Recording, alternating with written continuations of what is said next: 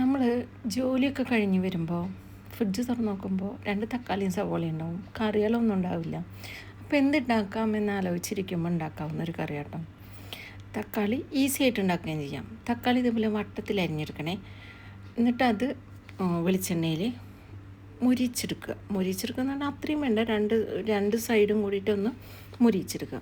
എന്നിട്ട് അതുകൊണ്ട് കോരിയെടുത്തതിന് ശേഷം ആ വെളിച്ചെണ്ണയിൽ വലിയ ജീരകം ഇട്ട് കൊടുക്കുക, ഇഞ്ചി വെളുത്തുള്ളി പേസ്റ്റ് ഇട്ട് കൊടുക്കുക, കറിവേപ്പിൻ്റെ ഇല, പച്ചമുളക്, പിന്നെ സവോള ഇതേപോലെ വട്ടത്തിൽ അരിഞ്ഞെടുക്കണം.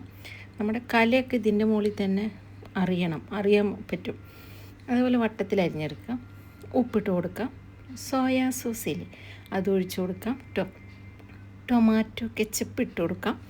പിന്നെ മുളകും പൊടി, മഞ്ഞൾപ്പൊടി ഇതിട്ടിട്ട് നന്നായി വഴറ്റിയതിന് ശേഷം നമ്മൾ വറുത്ത് വെച്ച തക്കാളി ഇട്ട് കൊടുക്കാം. നന്നായിട്ട് വഴറ്റി കൊടുത്തു കഴിഞ്ഞാൽ നമുക്കൊരു കറിയായി.